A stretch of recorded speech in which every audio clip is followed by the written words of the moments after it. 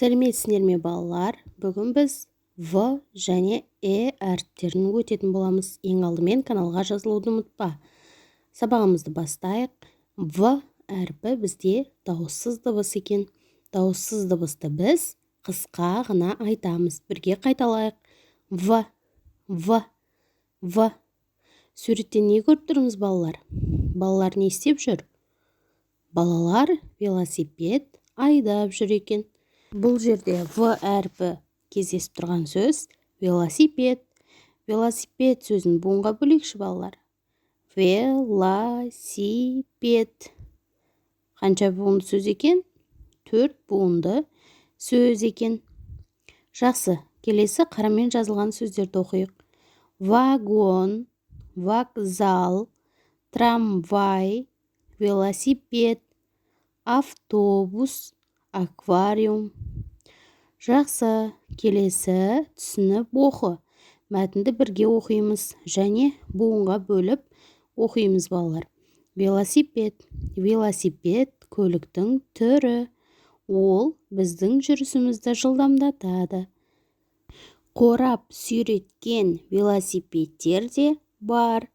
Мәшиненің жүк салғышына сыйып кететіндері де болады.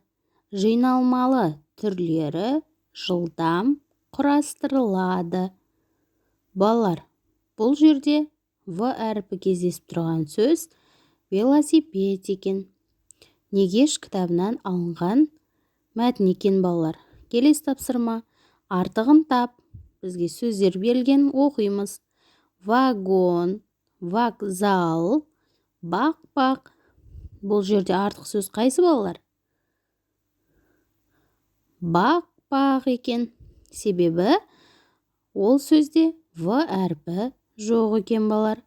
Жақсы балалар. 85-ші сабақ әрпі. Әрпі бізде дауысты дыбыс екен. Дауысты дыбысты біз созып айтамыз балалар. Қайталайық.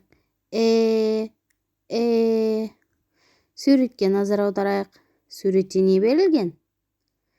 Суретте экскаватор берілген екен. Экскаватор сөзін буынға бөліп көрейікші. Экскаватор 4 буынды сөз екен. Өздерің дыбыстық талдау жасаңдар. Жарай ма? Келесі қарамен жазылған сөздерді тұтастай және буынға бөліп оқиық. Экран, экипаж, электр, эскимос, элеватор, экскаватор. Жақсы балалар, келесі мәтіндерімізге қарайық. Мына кітап Негеш деп аталады. Бұл кітаптан керекті ақпарат алуға болады. Одан эскалатор, электробус туралы оқи аласың. Менің алғашқы сөздігім кітапшасынан эскимостар туралы ақпарат тап дейді. Келесі тапсырма. Қайсысы электр бұйымы? Бірінші. Тефаль, шәйнек, шаң сорғыш және сыпырғы. Бұл жерде бізде электр көзімен жұмыс істейтін тефаль және шаң сорғыш және шәйнек екен. Жақсы балалар, каналға жазылуды ұмытпаңдар. Жарай ма?